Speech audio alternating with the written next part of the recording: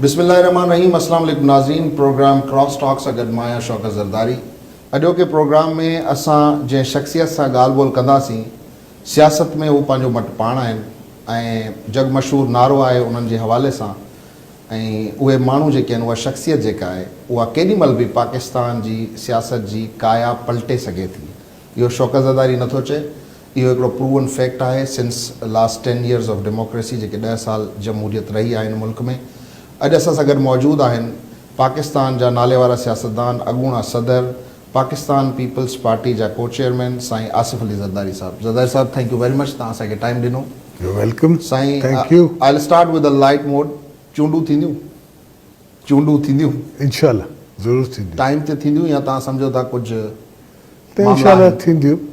असांजी कोशिशि आहे त जमहूरियत बहाल रहे ऐं चवंदा आहिनि त the worst kind of democracy is better than the best kind of dictator. त असीं अॻे बि, हालांकि असां नवाज़ शरीफ़ जो मैंडेट एक्सेप्ट न कयो हो, असां बिग्रजिंगली पीपल्स पार्टी स्टेटमेंट ॾिनी हुई त असीं नथा सम्झूं त इहे चूंडूं ठीकु थियूं आहिनि, पर पोइ बि असीं एक्सेप्ट था कयूं छो जो असांखे जमहूरियत रखणी आहे, असांखे जमहूरियत खे हलाइणो आहे। अच्छा ज़रदारी साहब, कुझु अॼुकल्ह जेके इवेंट्स थियनि पिया, ॾिसो था त कहिड़े हिसाब सां सियासत वञे पई पाकिस्तान जी। हिकिड़ो त नज़रियो अनफॉर्चुनेटली असांखे नज़र कोन थो अचे। को माण्हू पार्टी छॾे केॾांहुं, को केॾांहुं। तव्हांजी पार्टी में बि अहिड़ियूं कई शयूं थियूं, ॿियनि पार्टीज़ में बि थियूं। सियासत वञे कहिड़े पेज ते पई? छा असां नज़रिए जे पोयां आहियूं या कंहिं ॿिए जे पोयां आहियूं? पीपल्स पार्टी त नज़रिए जे पोयां आहे, छो जो असां 50 साल खां नज़रिए जे करे विढ़ूं बि पिया, शहादतूं बि ॾियूं पिया, ऐं जेके बि कम असां कया आहिनि।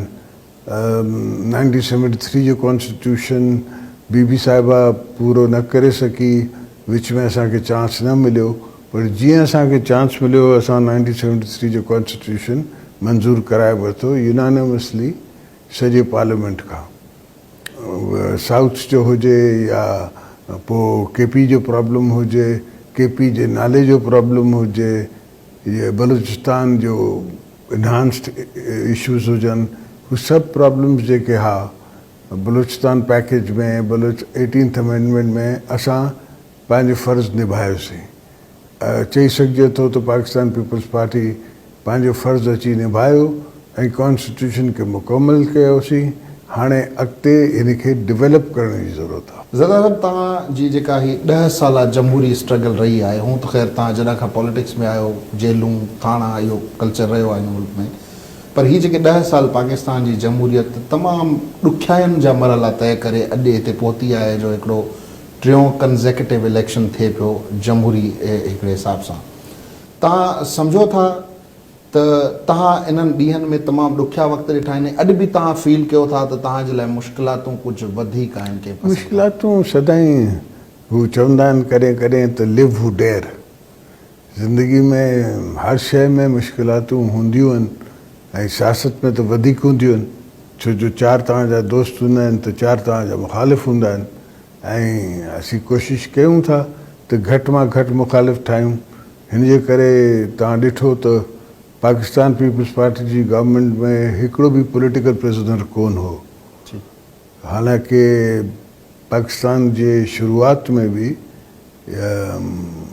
समद खान अचकज़ई जेको हो पॉलिटिकल प्रिज़नर हो, पर असांजे दौर में को बि पॉलिटिकल प्रिज़नर न हो। अच्छा ज़रदारी साहब, हाणे करंट जेके इवेंट्स थिया आहिनि ताज़ा, हिकिड़ो त मियाँ साहब वारो मामिलो, त मियाँ साहब बि वञी ॿाहिरि वेही रहिया आहिनि, उन्हनि जी बेगम साहिबा खे अल्लाह सेहत ॾे, उहे बीमार आहिनि, हू बज़ाहिर चवनि था त हू बीमार आहिनि जंहिंसी चाक थियनि। ऐं वरी सिंध में जेको थिए पियो त पथराव बि थियनि पिया रैलियुनि ते, माण्हू जेके आहिनि से वीडियोज़ बि ठाहिनि पिया, रस्ता रोक बि कनि पिया। तव्हां इन सॼी खे कीअं पिया ऑब्ज़र्व कयो? हीउ सदाईं करायो वेंदो आहे, कॾहिं बि शयूं जेके आहिनि हीउ बाय सेल्फ न थींदियूं आहिनि, त हीउ करायो पियो वञे। हीउ सर्टन ग्रुप्स आहिनि जेके कराइनि पिया, असीं सम्झूं पिया, पर हिन इहे ई त असांखे इशूज़ ख़तमु करणा आहिनि। माण्हुनि खे टॉलरेंस ऐं टॉलरेंट सियासत सम्झणी आहे। सम्झणो आहे त पीस जी पावर जेका आहे हू वॉर खां वधीक आहे, ऐं असीं हिन ई स्लोगन खे खणी त वठी हलूं पिया अॻिते। असां मिसाल ॾींदा आहियूं दुनिया जी डेवलप डेमोक्रेसीज़ जो, पर असां वटि जरा जमहूरियत अचे थी त उन सां कई प्रॉब्लम्स एवोल्यूशन न थियो आहे न, इवॉल्व थियणी आहे। ऐं डेमोक्रेसी असांजी इवॉल्व थिए पई, जंहिंसां बि तव्हां भेट कयो था उहे डेमोक्रेसीज़ 200 साल 300 साल पुराणियूं आहिनि। जॾहिं हू यंग डेमोक्रेसी हुयूं त हुननि खे बि अहिड़ा मसइला हुआ, हता कि अहिड़ी डेमोक्रेसीज़ बि आहिनि जंहिंमें पाण में सिविल वॉर्स थियूं आहिनि, हज़ार माण्हू लखा माण्हू हिक ॿिए जा मारिया अथनि, पोइ वरी हिकिड़ो मुल्क थी वियो आहे। अच्छा दादा साहब, पंजाब में वेठा आहियूं, पंजाब जो सियासी सिनेरियो छा पिया ॾिसो चूंडनि में? पंजाब में भी अगेन जीअं ॿिए पासे आहे, पॉलिटिकल अलाइनमेंट घटि थी वियूं आहिनि, पर्सनल इंडिविजुअल्स माण्हू हिकिड़ा मौक़ा पसंद हर हुन टाइम ते अची पार्टियुनि में अचनि था या वक़्तु अचे थो पोइ छॾे था वञनि, त इहो हिकिड़ो पुराणो कल्चर आहे, हिनखे ख़तमु करिणो आहे। असांजा कुझु दोस्त या आऊं खणी चवां जेके दानिश्वर आहिनि बि ऐं सम्झनि बि था पंहिंजे पाण खे, हू चवनि था त हाणे पार्टियुनि खे चूंड मुहिम खां रोकण जे लाइ नओं तरीक़ो ईजाद थियो आहे, मोबाइल फ़ोन अटैक। छा तव्हां इन सां सहमत आहियो, इन तासुर सां? मोबाइल फ़ोन सभिनी खे आहे, सभिनी वटि आहे, हर कंहिं वटि सोशल मीडिया विंग आहे, त हू हले पियो, कंहिंजो वधीक कंहिंजो घटि। असांजो थी सघे थो थोरो कमज़ोर हुजे, ॿियनि जो वधीक मज़बूत हुजे, त पर आहे सही सभिनी वटि। जॾहिं ॿाहिरि असां वञूं था त हर पार्टी अचे थी, प्लान ॾिए थी, मनसूबो ॾिए थी, जीअं अॼुकल्ह बिलावल साहब बि पंहिंजो मंशूर खणी घिटी घिटी वञनि पिया, माण्हुनि वटि वञनि पिया, बाबा आऊं पाण एज़ अ चेयरमैन तव्हां वटि मंशूर खणी आयो आहियां। But on the other side असां ॾिसूं था रुगो लेग पुलिंग आहे, पॉलिटिकल जेको आहे सो हिकिड़ो टॉन्टिंग थींदी आहे माण्हुनि जे मथां, नेगेटिव प्रोजेक्शन थींदी आहे। छा इहा सियासत फ़ाइदे जी सियासत आहे या प्लान बेस्ड सियासत फ़ाइदे जी सियासत आहे? आउं सम्झां थो त जेका दूर दराज़ पॉलिटिक्स करणी आहे, जंहिं पार्टी खे या मुल्क खे दूर दराज़ हलणो आहे पॉलिटिक्स में, हुननि खे इहे सोचूं न रखणु खपनि। दे शुड बेसिकली पाण खे रिस्ट्रिक्ट कनि, अचनि रुगो इशूज़ जी सियासत ते, हिक ॿिए खे नेगेटिव सिग्नल्स ॾेई को फ़ाइदो कोन्हे। दादा साहब, माशाल्लाह सियासी जोड़ तोड़ जे हवाले सां तव्हां मशहूर बि आहियो ऐं हिकिड़ो कद बि रखो था। GDA जे हवाले सां कुझु ख़बरूं हलियूं त के बैकडोर राब्ता सिंध में हलनि पिया आफ्टर पोस्ट इलेक्शन सिनेरियो। असांखे त सम्झ में न आयो इहे ख़बरूं आयूं किथां, वधीक तव्हां खां पुछूं पिया, तव्हां कुझु असांखे ॿुधायो, असांजे ॾिसंदड़नि खे आहे छा मामिलो? सदाईं जॾहिं इलेक्शन थींदी आहे GDA ठही वेंदी आहे। कॾहिं कॾहिं असां सां गॾु बि वेठा आहिनि, जॾहिं पीर साहिबु वॾो हूंदो हो तॾहिं असां सां गॾु बि वेठा आहिनि, पर पोइ जॾहिं बि इलेक्शन थींदी आहे इहे असांखे छॾे वेंदा आहिनि। त हिन दफ़ा पार्टी से प्लान कयो आहे त सभिनी सां मुक़ाबिलो कबो, पोइ जे को असांखां खटी वियो त मिड़ी ख़ैरु आहे, पोइ हुनखे या त हू गवर्नमेंट में वेंदा या असीं वेहंदासीं। हिकिड़ो ॿियो फैक्टर सर विदिन पार्टी बि अचे पियो, पार्टी जा माण्हू पाण बि बीहनि पिया हिक ॿिए जे साम्हूं, इन खे कंट्रोल करण में केतिरे हद ताईं कामयाबु आहियो? उहो बि साॻियो फैक्टर जो हिकिड़ो शिक आहे। पार्टी जा माण्हू जेके आहिनि हिक ॿिए जे साम्हूं बीहनि पिया, कुझु घटि अकुली आहे, कुझु इनएक्सपीरियंस आहे, हुनजे करे त उहो विद टाइम ठीकु थी वेंदो। अच्छा ज़ादा साहब, ॿियो इन सां ई रिलेटेड हिकिड़ो सुवालु आहे त ख़ुर्शीद शाह साहिबु हिकिड़ो ख़त लिखियो बिलावल साहिब खे त असांजे उम्मीदवारनि खे हैरास कयो पियो वञे, पर वाक़ई अहिड़ी का शइ ऑन ग्राउंड आहे? तव्हां फील कई आहे, तव्हां रियलाइज़ कयो आहे? जे न हुजे आहे त ख़ुर्शीद शाह छो लेटर लिखे आहे? मतिलबु तव्हां रियलाइज़ कयो आहे हिनखे? ख़ुर्शीद शाह हिकिड़ो रिस्पॉन्सिबल ऑपोज़िशन लीडर रहियो आहे 5 साल, ऐं जॾहिं हू पंहिंजी सोच या सिंध जी सोच ते ख़त लिखे थो त माना हुन में का ॻाल्हि त आहे। सही। आसिफ ज़रदारी साहब, तव्हांजे हवाले सां हमेशह मीडिया ते नेगेटिवली हिकिड़ो तासुर ॾियण जी कोशिशि कई वई आहे, सिंध में गवर्नेंस जे हवाले सां, डिलीवरी जे हवाले सां, इन तासुर ते छा कमेंट कंदो? How damaging it is in elections?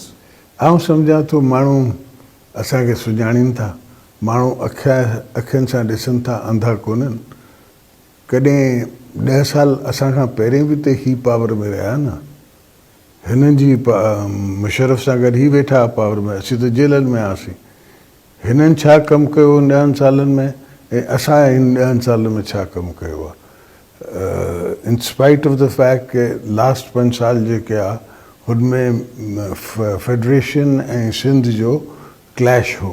असांखे हुननि तव्हां सुपर हाईवे तां रोज़ अचो था त रुगो लेफ्ट ते तव्हां ॾिसंदव, डिपेंड्स कहिड़ी साइड खां अचो पिया त तव्हांखे विंड मिल्स ॾिसण में ईंदियूं। बिल्कुलु हू सभु विंड मिल्स जेके आहिनि ख़ाली बीठियूं आहिनि।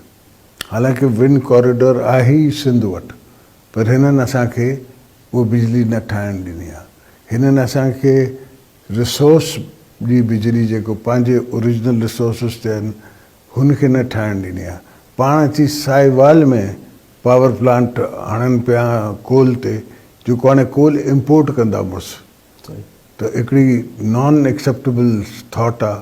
असांजी कोल जी सीम निकिरी आई आहे थर में, तव्हां वञी टूर कयो, ॾिसो, माण्हुनि खे बि ॾेखारियो त सीम निकिरी आई आहे। माना असीं सेल्फ सफिशिएंट आहियूं एनर्जी जे मैटर में अचण वारे सालनि में। अच्छा सर, पाणी जो बि हिकिड़ो वॾो मसइलो, एनर्जी जी ॻाल्हि थी आहे, पाणी जो बि हिकिड़ो वॾो मसइलो आहे। ऐं सिंध जो आबादगार इहा दांह करे थो त असांखे पाणी न पियो पुॼे पुछड़ी में।